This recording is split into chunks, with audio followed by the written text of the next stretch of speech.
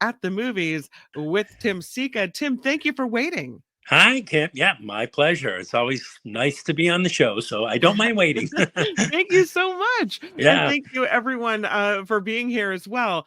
Let's get started because the first movie that you have selected today is called Nickle Boys, and I haven't heard of this one. Oh, interesting. Yeah, you know what? This is my personal choice for the best film of 2024. I think What? it's open. I think it opened a week or two ago. I'm not sure of some of the dates on these because in January I get confused about what I've seen, what I for voting, what I'm supposed to see. Mhm. Does it coincide with the release date or whatever? But anyway, Nickel Boys is my personal choice for the best film of 2024. It's based on this Pulitzer Prize winning novel of the same name by Colson Whitehead. And whoa, this is a hard hitting, highly cinematic drama about the friendship between two teenage African American boys sent to this notorious Jim Crow South reformatory called Nickle Academy. And the story is interesting because the story is backdropped by the civil rights movement of the 1960s and the burnished oratory of Dr. Martin Luther King Jr. And is Right. therefore, in addition to being hard hitting and highly cinematic, it's this unflinching portrait of Southern, I'm sorry to say, ignorance, Mhm. intolerance, racism, and bigotry. Powerful is the best adjective to use when you're talking about this movie. It's also beautiful in its own way. It's poetic. I guess it's the unquestionably art house choice for the best picture of the year. It's Mhm. stylistically dazzling too, Kim, as it's filmed POV. In other words, it's filmed from the perspective of the actual characters. So in a way, we, the audience, become the characters Oh, and interesting. experience the movie through them, which is a really bold and fresh and new and interesting approach to this material, which in contrast, it's interesting. The book won the Pulitzer Prize for literature. So we're talking, literal and very dependent upon the rules of the written word. So in addition to just being this extraordinary and exceptional and deeply moving motion picture experience, it's also a textbook case study in how to adapt a literary property to the screen and, according to the rules of cinema, capture all that was really great and really moving and really powerful about the book. Wow. People complain a lot about, I saw the movie, but it wasn't as good as the book. Mhm. I have not heard anybody say that about this movie who has read the book. People are saying, oh my God, they're both like amazing and neither is better than the other. So Wow. anyway, just go see it, folks. It's an incredible movie. It's not always an easy watch, but it's tastefully done, and just go see it. It's terrific. Wow, the Nickle Boys. Okay. Yeah.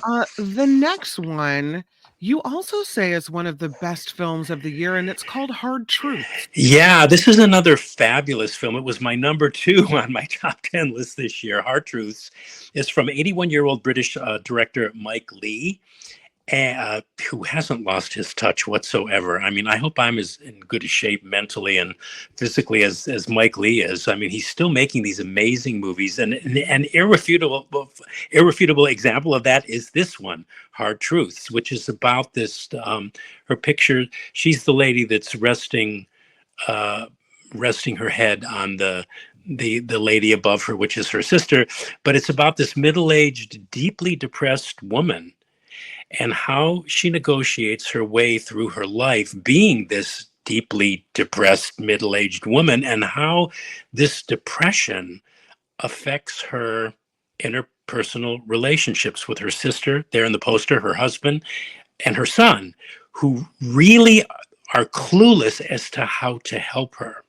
And we never find out why she's like this, which just makes the movie all that much more interesting. Very little plot in this movie, Kim, but who cares? I mean, that's not what this movie is supposed to have or supposed to guide us through uh, to what is essentially a character study. It's one of the best character studies of any movie I believe I have ever seen, with the film anchored by the lead performance of Marianne Jean Baptiste, who, in my opinion, delivers the greatest film performance of the decade. This woman is beyond dazzling. She's beyond astonishing, and her acting and her performance will alter your molecular structure. Wow. Should you choose to see this movie, Hard Truths. And the film itself, it's Mike Leigh, so that automatically means it's exceedingly rich, complex, agonizing too in some ways, because it ain't no picnic being on the receiving end of a character who is so maddeningly angry, frustrated, depressed, unhappy, and who just lashes out at everybody with whom she comes in contact. The tiniest things trigger her. Wow. And you know, she's also a character who is so seemingly helpless as to what to do about her situation. This is it's a hard movie to describe too. I don't know if I'm doing that well, but it's a brilliant film. There's a monumental performance here by Marianne Jean-Baptiste, who is winning all of the regional critics groups awards for Best Actress of the Year, including the San Francisco Bay Area Film Critics Circle Award for Best Actress. And I just cannot recommend Hard Truths enough. You just can't. It might sound depressing and feel depressing watching a depressed person, but it's more of like you just can't take your eyes off this movie, and it will leave audiences with tons to talk about. Well, what's interesting about you say can't take your eyes off the movie is Baptiste, I think, has one of these faces for whatever reason that Yeah. just draws me in. Like I Yeah. can't not watch her when she's doing whatever she's doing. Yeah, that's a perfect description of this character and this woman, and watching her in the movie. You just to watch acting of this caliber in a story like this is just, it renews my faith in movies. I mean, it's just amazing. Yeah. So speaking of, and you mentioned critics voting on movies this award season. yeah. You were supposed to be today headed to Los Angeles to do the Yeah. Critics' Choice Awards, and that's been Yeah. canceled. Yeah, it's been canceled because of the fires, and I think they made the Yeah. right call. I mean, the Right. optics on it would have been horrible, and I don't really think it would have been advisable. Yeah, so originally we were going to record this, but it's much more fun doing it live. It certainly is. Yeah. So anyway, they've rescheduled it for January 26th. It's like 2 weeks out, so Okay. we'll see what happens. And I will be in attendance. It's going to be televised on E! Entertainment Network, so you never know. You may see me in the audience if you How tune in and watch exciting. them. Yeah, I is got on last fantastic. year. I got on last year very briefly. A friend of mine said, "Look," and they froze the thing and they showed it to me. I said, "Yeah, that's me on for like 1/10 of a second." Yeah. Finally, we get to see you live in person. This is Yeah. great. Yeah. The next Anyway. movie you have for us is called The Room Next Door. Yeah. Spanish filmmaker Pedro Almodovar's first movie in English is this movie, The Room Next Door. It's another character study of two women friends. One played by Tilda Swinton, who has terminal cancer, right? And she wants to end her life. She wants to, she just doesn't want to prolong the suffering anymore. And in so doing, in so wishing to end her life, she reconnects with a childhood friend played by Julianne Moore, with whom at one time she was very, very close, but whose career, Moore plays a successful author, kept them apart, sort of necessitating each woman to go their own separate ways, as it often happens in real life. But they never lost that connection. And in fact, the intense connection that they had as childhood friends was reawakened by their connecting after so many years. Anyway, the Tilda Swinton character, she can't get any of her other friends, right, to go along with this notion of suicide. So the Julianne Moore character is by default the one that reluctantly agrees to help her with this and to go with the Tilda Swinton character to this Airbnb, right, and occupy the room next door, hence the title, being told that when the Swinton's character's bedroom door is closed, it means she's done the deed. And then Moore can notify the authorities, take care of the loose ends that come with having to deal with the death of somebody, specifically the dead body, that kind of thing. I said it was a character study, but it's also obviously it's a euthanasia themed study about the ethics of ending one's life. You know, it's complicated, right? It's also about platonic love and friendship, and it raises a lot of questions in all of these areas. And boy, does it ever get you to deeply ponder death and the Mm. meaning of death. So it's not depressing, but I should also mention it's a strange film. I went with it. I liked it. I'm recommending it, but it's strange in that there's a certain, I don't know, and this is very Almodovar. There's a certain heightened quality to the goings on, and particularly the performances. The performances are excellent. I mean, you know, these women, Julianne Moore and Tilda Swinton, they're just great actresses, both delivering very effective performances. But the performances are sort of borderline histrionic. They're not quite histrionic.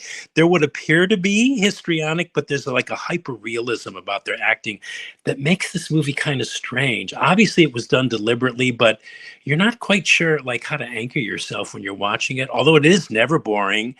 And I don't think it's one of Almodovar's best films, but it's a respectable one nonetheless, and it's well worth seeing, if for nothing else, for the acting and some of the issues that it raises, you know, about dying.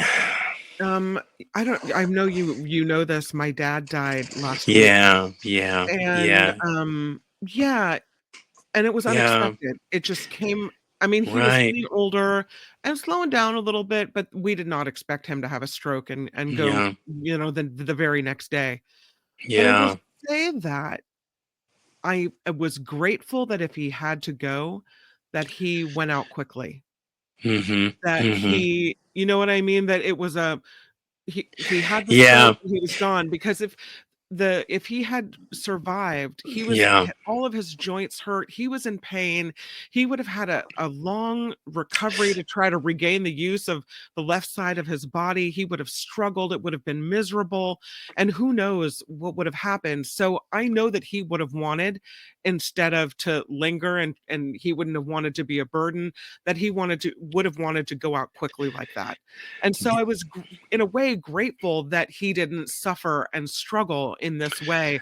When you have a yeah. story like this, where someone has a terminal illness, I can understand the need to want to do this. Yeah, I can certainly understand the argument too, and yeah, yeah. It's very relatable in that sense, Mm. especially if you've had an experience that you just described. Yeah, with your dad. I had a Um, friend from high school, and we reconnected on Facebook years later, and there was this beautiful, fun, wonderful woman, and she had ovarian cancer. And hmm. she was one of the first in California to use the law that will allow you to check out, basically, and We she did. we do have that law in California. Yeah, we do. Yeah, we do. Mhm. Okay, interesting. Yeah, Yeah. yeah, and she was one of the first. Wow, Mhm. wow. And Yeah. it was really hard watching it, because she did this big goodbye on Facebook, and then she had it all Mm, set up where a friend, then confirmed everything at the end, and when she had passed away, and I in a yeah. way, it was you're going out on your own terms because you have this terminal illness. You know, I don't fault anyone for not wanting to suffer. Yeah, yeah. It's hard that Yeah, all that stuff. It's yeah. yeah, yeah. Wow. Anyway, see, you're right. The movie brings up a huge conversation. I haven't Yeah, even seen it and yet, you so haven't there you even go. seen it yet. Yeah. Exactly. Exactly. Let's go to something. Is this lighter? I don't know. Wallace and Yes. Gromit, Oh vengeance yeah. most foul. Yeah, let's go to something happier here, Mhm. and really delightful. What a total delight this movie is. Full disclosure here, I am a dyed-in-the-wool Aardman fan, Aardman Animation Studios fan. Aardman is short for that, Okay. and Aardman is a British animation studio. It's based in Bristol, and it's known for films and television series made using stop motion and clay animation techniques, particularly those featured in this movie, Wallace and Gromit, Vengeance Most Foul. Wallace is this, yeah, he's to the left there on the poster.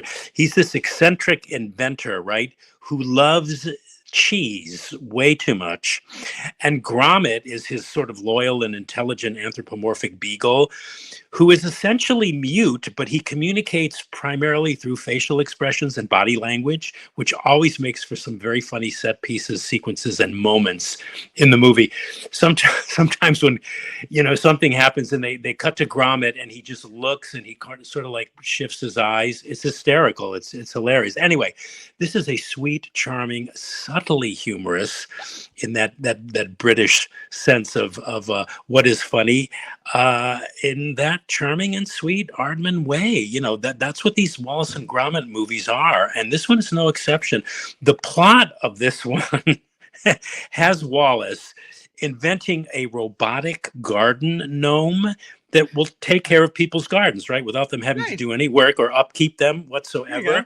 And he's thinking, I'll make a lot of money. And, let's get these gnomes out to the market and sell them in order to make a ton of money real fast. Anyway, and needless to say, these robotic garden gnomes become, surprise, totally out of control, to put it mildly. Like, think Mickey Mouse and the Sorcerer's Apprentice, that famous sequence from Disney's Fantasia. Anyway, so the movie is basically a satire about humanity's over-reliance on technology to the exclusion of human contact and interaction, and humanity's refusal or unwillingness to look far enough ahead to at least think about the ramifications of what we're creating, what we're doing here, what impact this technology is having on the world. That's the message. But the message is really all subservient here to what is essentially one of the best family-oriented pictures you'll see this year. I mean, this was delightful and sweet and funny. I just loved it. I love Aardman anyway, but I think watchers of the After Party will love this movie too. Yeah. I have to say, I'm embarrassed to admit that I've never seen nor shown my children. You've got to show. Yeah, you got. This one without starting at the beginning, or do you kind of need to roll it all back? Totally, you can totally watch it. You don't even need any background on it, and it's. I believe it's now streaming on Netflix. If it's not streaming as of today, it will be in the next few days by the earliest next week. So it's on Netflix, folks. It's January 3rd, so on the poster. So that's good. It's January. Yeah, you know what? They keep changing these dates on us. Okay. God, I think I got one saying January 10th, which is today, which is why I'm talking about it today. Oh, maybe in theater. Oh no, it says the poster says Netflix. Whatever. Anyway. Check it out on Netflix, folks. Yeah. Exactly. Okay. Yeah. Okay, so I'm really excited that you're going to talk about this movie because I've seen it. I know Rhonda has seen it because we've talked about it. Rhonda's in the chat. And this movie, I saw it and I'll let you give your take first. Wait a minute. I want to ask your take. I want to ask your take first because I don't know how strongly pro or con I want to come down on this movie yet. Well, Did you like it? I don't want to affect your review. Okay, all right. Okay, so let me say, all right, I'm going to just be whatever. Mm-hmm. I'm not going to edit myself here, but don't edit, just roll on. This movie, okay, first, I'm giving away my hand here, but this movie made me crazy like you wouldn't believe, or maybe you would believe. Anyway, for starters, Tyler Perry is at it again. He is, if nothing, prolific as a film director. He wrote and directed this movie, The 6888, which is a World War II drama. And I gotta admit that this was probably his best movie. That's not saying very much because I'm not a Tyler Perry fan, but it is a movie that I'm glad I saw because I learned about this history, which is history I believe more people should know about. Mm-hmm. But it's also a movie that's tough to recommend for a number of reasons that I'm going to get to here. And I'll try to be brief. So, okay, to the history. Fascinating and largely unknown World War II history forms the basis of this movie, the 6888. And the story chronicles the 688th Central Postal Directory Battalion, which was this all-black and all-female battalion in World War II, nicknamed the 6888, who were tasked with this near impossible assignment of getting this massively huge backlog of mail, something like 17 million pieces, to our soldiers fighting overseas, fighting Nazi Germany, apparently because soldiers fighting in Europe were always moving from one place to another. They didn't always get their mail, which was essential for their morale, right? I mean, but they weren't getting their mail. It was being returned, and it just built up in warehouses in the United States. And loved ones at home were worried, of course, and sick at heart that they weren't hearing from their sons and fathers who were fighting overseas. So the movie's about how these military women, this all-black female regiment, did all of that. And in record time, given the racism of the time within our own army and the fact that they were women of color, black and female, in the patriarchy of the 1940s racist America. So it's this amazing story, and that's all great. But the movie itself, okay, this is where I'm going to be critical. I thought it was messy.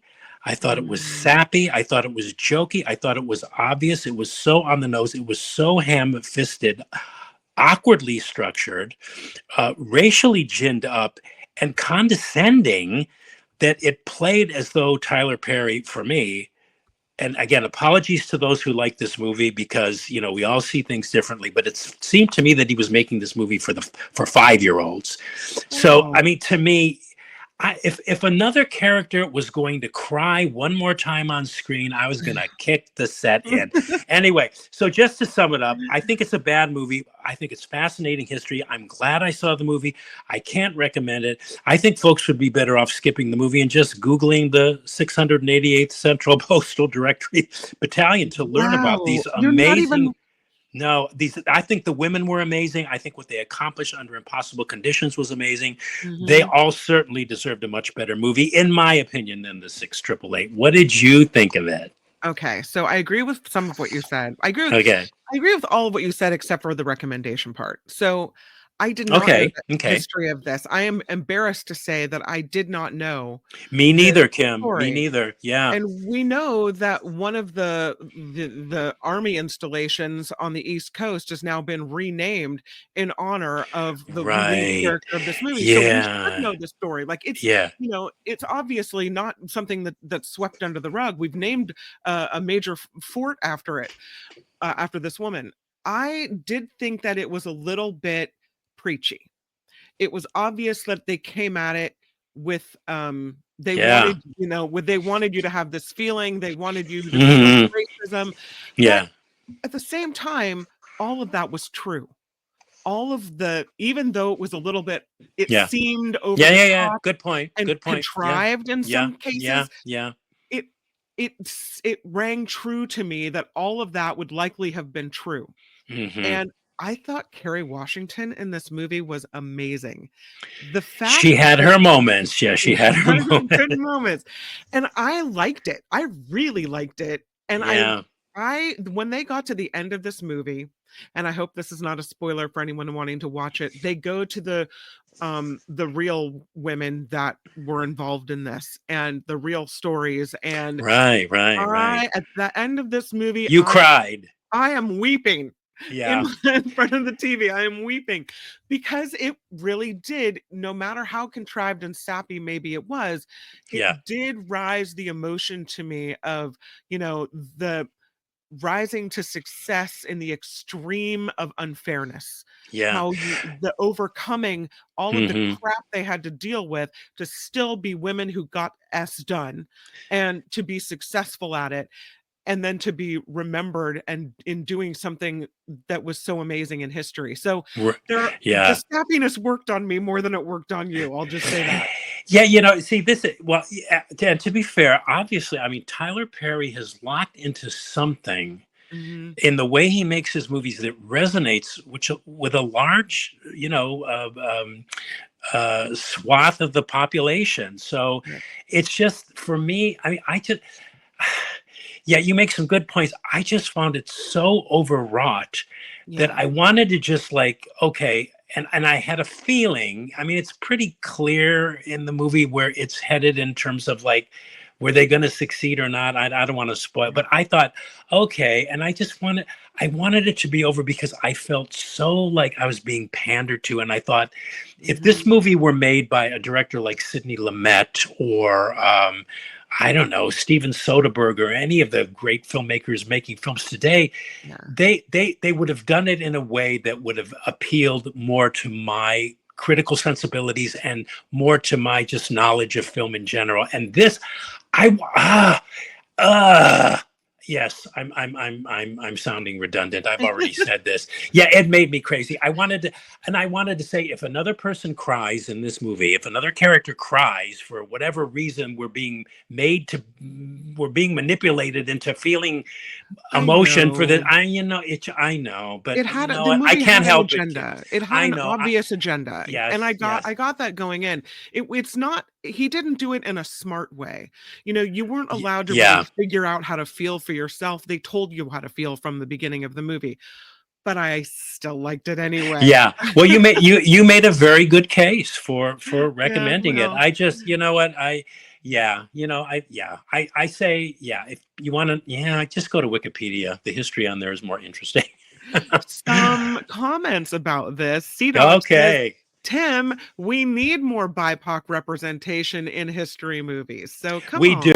We do. And I think for that reason, the film deserves to exist. Let's say, okay. And I'm all for like more representation. And it's a triumph of representation in film. And there's more and more of that we're seeing, and it's great. But you know what? No, no. I can't. I'm sorry, I can't. But listen to Kim on this one, folks. No. Listen to you, because you are right, and I knew it when I was watching that. It's Did not you? by any stretch of the imagination a masterpiece, right? I mean, it. Yeah, it sounds like what you're saying. No, sounds like what you're saying on balance. Because of the history, and because you were taken in by the emotion of it all, and it got to you at the end. That's, you know what, and all the more power to people who got that out of the movie. Rhonda says she's not a Tyler Perry fan either, but she did think that this movie was amazing. She kind of disagreed with you in another comment. Tim Sika, not Michael Snyder. Tim Sika. She was mistaken you for someone else, but she says she doesn't agree with you on this one, and I think that's fair. Well, you know what, I did say at the outset that, and I do believe this because I've seen Tyler Perry's other movies. I think this is his best one.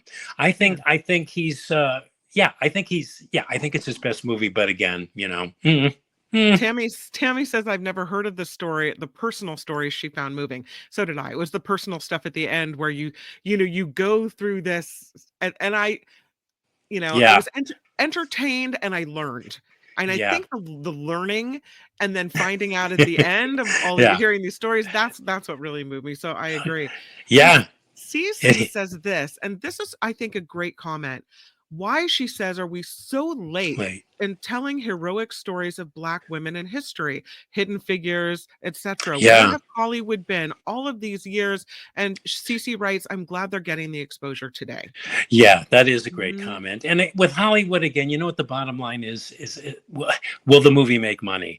And if the movie makes money, and if they think it's going to make money, they'll back it. If not, they won't. Yeah, and it's appalling that these stories are only now being told. I mean, it is. It's appalling. I agree with her. Yeah. And that's kind of to your point, C-Dog writing again, if people don't watch this movie, then movies like this won't be funded for the future, because it's all about how much movie money or watching or clicks gets, right? Right. And I think the movie got a limited theatrical. I think they released it to compete for the Oscars, but I don't think it's good. It's not in the awards conversation at all.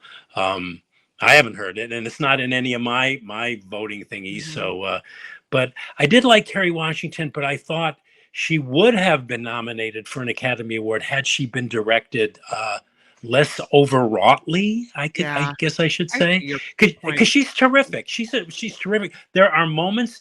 This would make a great reel for her, because to me there are separate moments, if you remove them from the film, that show her defiance and outrage, and yet this need she has to hold it in because she's in the military. She's got to follow orders. She can only say so much before they would court-martial her.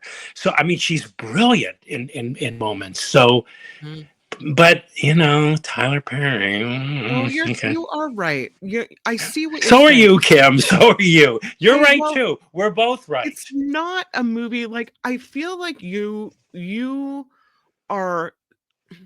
you see so many movies, and Mhm. the ones you recommend and the ones that appeal to you are really the smart movies. And this movie leads you to where they want you to go. They don't let you figure it out yourself. They Yeah, don't yeah, really let, and so I get why you didn't like it. But the fact that we learned so much about it, yeah, yeah. if you're going to compare a movie like this to Hidden Figures like Judy is, I have to say Hidden Figures really was a better movie.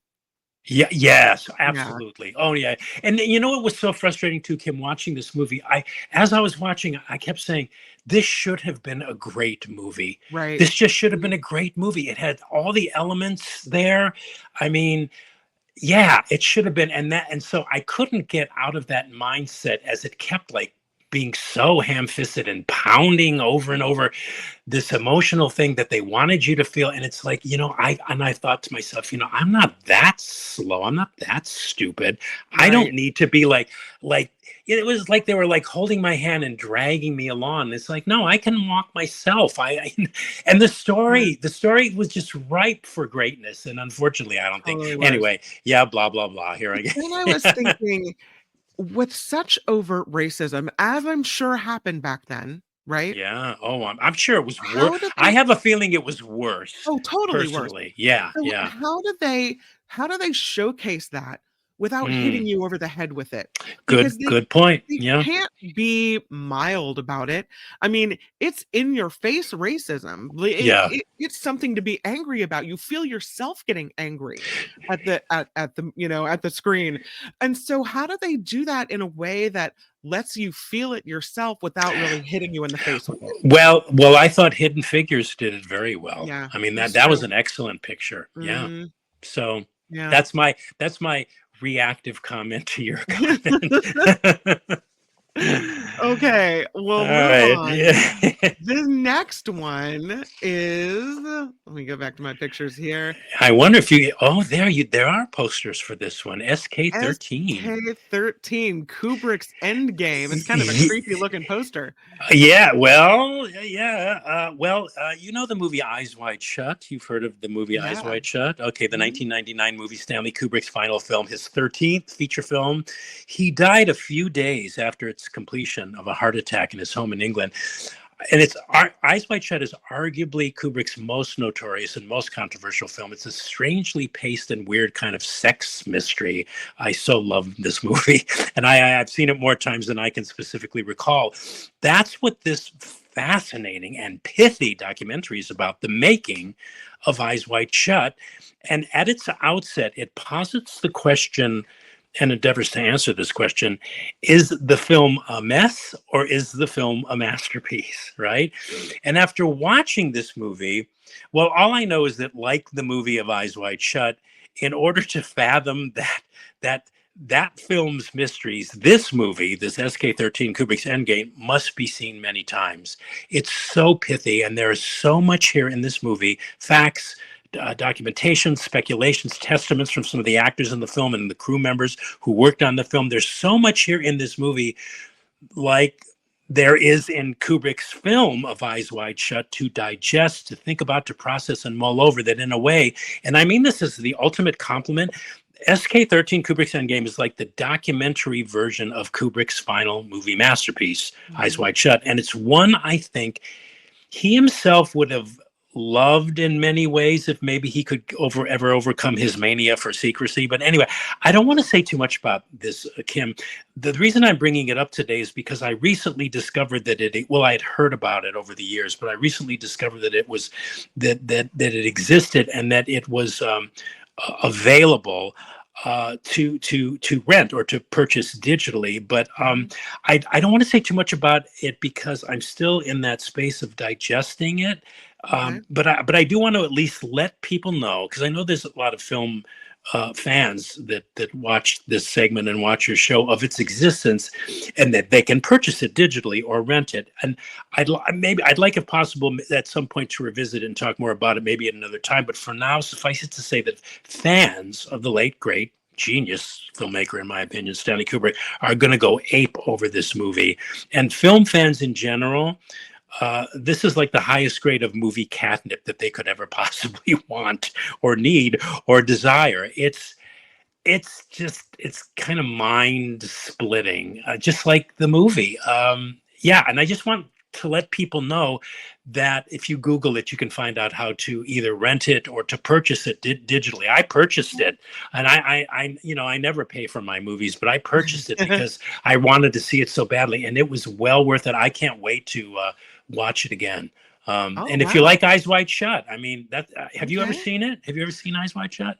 I think it's been a while. I don't recall. I have to Yeah, tell you. yeah. Well, it probably put you in a stupor. I mean, it was such a strange movie, and it got some of the worst notices of his career. He had long since passed, Mhm. but the film goes into what the studio did. They kind of, because Kubrick oversaw every element of film, the filming of it, the production of it, the editing of it. He even knew what the marketing was going to look like, or the marketing that he wanted. And when he Mhm. passed, and because of the results of test screenings, the studio panicked.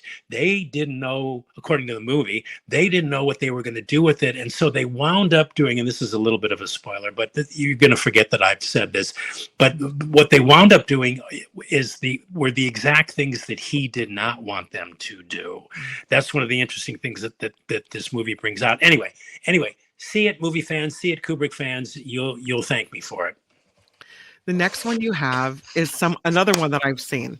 And this is your streaming recommendation of the week, and it's called Oh, good. Nobody Wants This.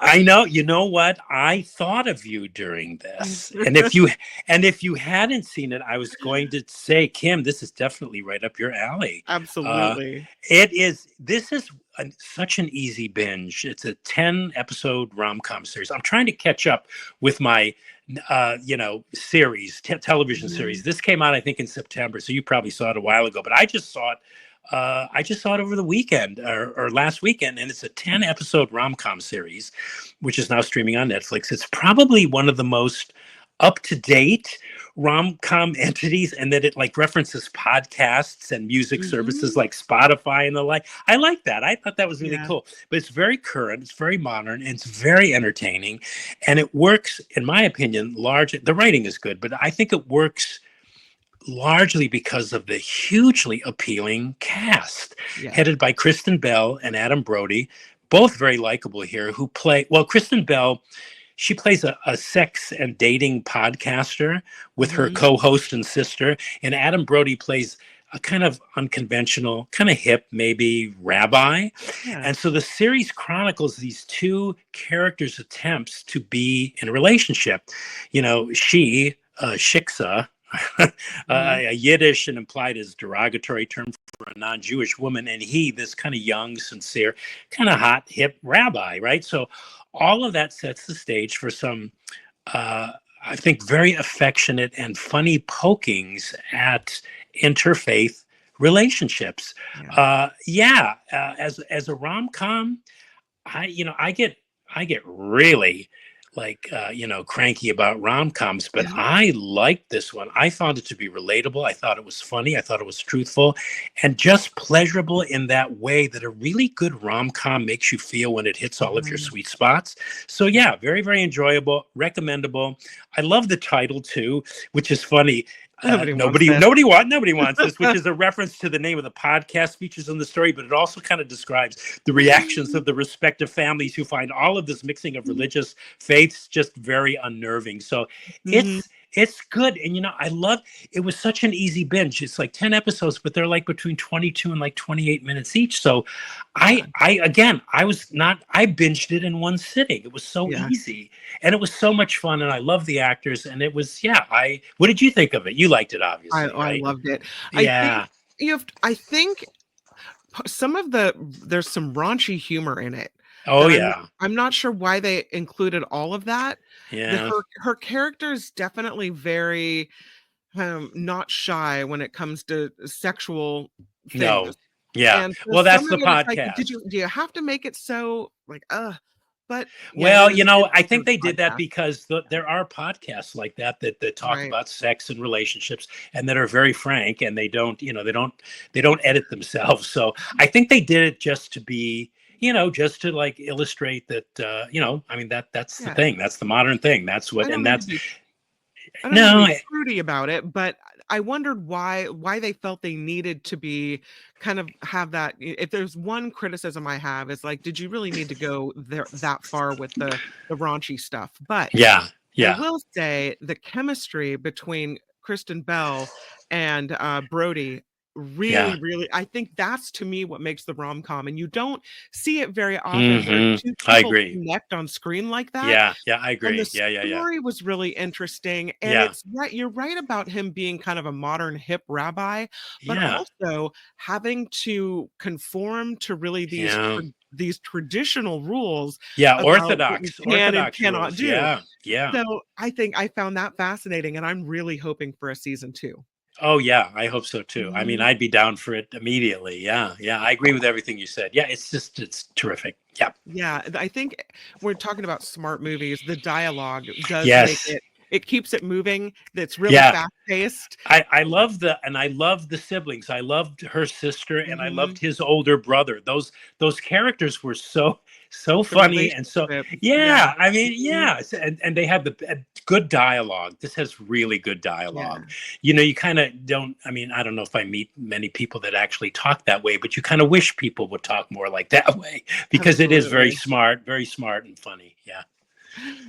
Calvin says raunchy sells, and that's the way. Yeah, Uh, true, Calvin. That's true. Raunchy does sell. So does Teacher sex. Lori says, yes, Yeah. it's necessary because it's realistic. Yeah, Mhm. yeah, yeah. CZ says, I was considering this series, but now I will definitely watch it. I'll give it the 30-minute test to hook me. Oh, you'll be pulled in from the first thing. Oh, you will You're for the in. Yeah. first one. You'll Mhm. just you'll do this thing that I did. Okay, I'll watch another episode. Oh, I'll watch another. Oh, I'll watch Another, it, and and all before of a sudden before you're you know towards it, the end it'll and be you're like, over. yep, Yeah, exactly. and you'll wish for season 2. Yeah, Yeah, it's totally.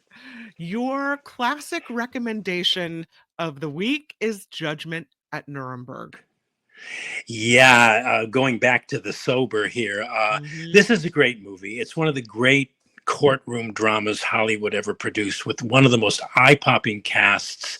Yeah, that poster ever to be assembled, and a cast to die for. And I'm talking about Stanley Kramer's Judgment Nuremberg. It's a monumental movie drama, which is about the trial of the German judges who carried out the race laws of that country during World War II that resulted in the Shoah, the Holocaust, which murdered over 6 million men, women, and children, Jewish children. Powerful stuff, this movie, even to this day, 64 years later. It came out in 1961. It still packs a tremendous emotional wallop, and the cast. God, a veritable feast for lovers of great movie acting, and so brilliant here, headed by the great Spencer Tracy, who plays the head judge of the tribunal, Burt Lancaster, Marlena Dietrich, Montgomery Clift, Richard Widmark, Maximilian Schell, who's to the left there in that picture, who won an Academy Award for Best Actor as the German judge's defense attorney, and Judy Garland in a non-singing role and devastating dramatic turn, and a reminder that Judy Garland was not only arguably the greatest female singer of all time, but she was a great screen actress as well. She's often not given very much credit for that. People don't say enough about Garland's acting, but she was a great actress. And I could give you other examples as well, but here she's devastating, reliving this trauma that she experienced at the hands of these corrupt German judges. And if you don't believe me, check out this movie and then tell me if I'm wrong. But I think you'll agree. But anyway, it's a great film, superb Oscar-winning screenplay by Abbie Mann. It's based on his earlier Playhouse 90 teleplay. It's a textbook example of what great screen acting and writing looks like. Spencer Tracy's final summation speech is as prescient as ever. It's as though it could have been written today, and it's a warning Mm, against. Anyway.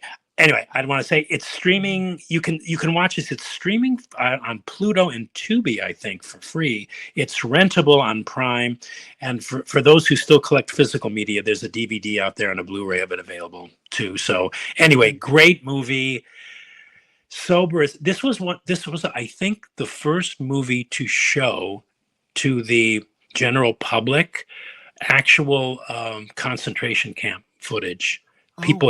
People had never actually seen it before, because this was just a few short years after the war ended, like 15 years. I didn't know. And but that footage still, I mean, Mhm. watching it, I've watched it many times, but watching it today, it's Mhm. still just, Yeah. it's awful. But I can just imagine what audiences who've never seen it before, how they must have reacted to it. It's like the emotional climax, the dramatic climax of the whole trial. But anyway, it's a great movie. See it. That's my classic movie recommendation for this week. And oh my God, Kim, we have talked so long. We've No. talked. I know. Gosh. And I still have to do your recap, but here it is. I'll Oh, do it really, really okay. quickly. Okay. Yeah. Yeah. Okay, so you said Nickle Boys. You think it's the best film of 2024, poetic. You love that it's filmed from the point of view of the characters. You say, just go see this incredible movie. You say it's not an easy watch, but it's really, really, really good. Hard Yes. Truth, you said it is one of the best character studies you've seen. Incredible performances, brilliant film. You recommend Hard Truths. The Room Next Door. You said it's a strange movie, but you're recommending it because of its excellent performances. It has this strange histrionic energy, but you say it is worth seeing. That is The Room Next Door. Wallace and Gromit. Vengeance most foul. You said this is sweet, charming, humorous, one of the best family oriented pictures you will see this year. It is streaming on Netflix and it is on my weekend list thanks to you, Tim Sika. 6888. We digress. We part one companies on this one, but Tim says 6888 made him crazy. He said the history, though, people should really know about the history. He called it fascinating, messy, sappy, and obvious and awkwardly structured. He said it's a little condescending. He thought it was a bad movie and he cannot recommend it. Tim Uh, Sika, not a fan of the 6888. No. I, on the other hand, kind of liked it. SK13. This is Kubrick's Endgame. You say it's the documentary about the making of Eyes Wide Shut, that fans of Kubrick will love this. You called it movie fans catnip, that it's mind splitting, and that you recommend SK13, Kubrick's Endgame. The streaming series of the week from Tim Sika is Nobody Wants This. It is a great series. You said it's an easy binge, very entertaining, good writing. Like it. You said it's relatable, funny, truthful, and pleasurable as well. And your classic movie recommendation of the week is Judgment at Nuremberg. You called it a textbook example of great screen acting and writing. It's streaming, you said, on Pluto and Tubi for free, and it's rentable on Prime. And that is Judgment at Nuremberg. And I don't think I've actually ever seen this movie. It is also on my list. I'm going to go back and I'm going to watch this. I think it's really important. yeah, very important and very relevant to Mm, what's going on right now in the world, not just in this absolutely. country, but in the world. Yeah. Mm-hmm. So All yeah, right. my God. Oh my God. Look at this. What I is know. this? Almost an hour. Oh my goodness. I kept you. I'm sorry, but I'm not gonna squash my Tim Sika. If you want to speak, you must speak. Well, it was a good conversation. I thought so You too. and you said some really good things about about these movies. How did we how did I fare with Michael? Did he do any of these movies, or did we agree or disagree? I'll listen after the fact. I'll find out myself. But Yeah. yeah. Michael did some different movies today. I don't think you really overlap very much. I noticed that he reviewed movies that you had already reviewed in days past. Yeah, So, see, and and that was me. That was me mhm. getting these release dates mixed up. I think I very early reviewed Better Man, and I very early reviewed A Complete Unknown, and and The Brutalist. I very early reviewed that too. But Yeah, anyway, so he did. this pretty much catches us up to date. I think what we Well, it talked was about nice today. because you guys totally reviewed different movies. He did Den of Thieves 2, Yeah, Eno. I said forget that. I'm not going to go see that anyway. He did Eno. He did Sing Sing, which you had already reviewed on this Oh, a show. long time ago. Yeah, yeah. Mhm. And he did All We Imagine As Light, which I think you'd already reviewed as well. I had also reviewed that Yeah, too. Yeah. Okay. So yeah. we're yeah. So it's a No. good week because we had Yeah, no overlaps and good. Good bit. interesting movies to talk about. And now we're all caught up. No matter whether you watch both shows or one or two, you know exactly what to go out there and see this weekend. Yes, and based on the conversation we had today, you know, we should maybe sometime in the future consider doing a movie podcast. Oh, we totally should. Yeah, Although I'm anyway. I'm not as educated as you, and maybe sometimes, you know, I like the movies that I kind of like Yeah. some of the bubblegum movies where I Yeah. know that your taste is a little more highbrow than Yeah, mine and yeah, artsy I than know. mine. And I kind of like more of the, like I don't mind Yeah. a Hallmark movie here and there. So I know, Yeah, I you know. you you are the audience for which most movies are made. Yeah, for the audience, not for the critics. I mean, the critics are You always going to probably be fussy. You know, we're always going to be, yeah. So, but you anyway, probably yeah. roll your eyes at me. I would not fit in with your crowd. I know, I get it. I I don't know. know. I think you would. I think you would to a degree fit in with the crowd. Yes, I definitely think that. Anyway, I should let you go. My God, we've been talking almost an All hour, right, here and we go. At the yeah. movies with Tim Sika. Thank you, Tim. Have the Oh, best thanks, weekend. Kim. Yeah, back at you, and I'll talk to you next week. Sounds good. All right, bye. Bye bye. At the movies with Tim Sika.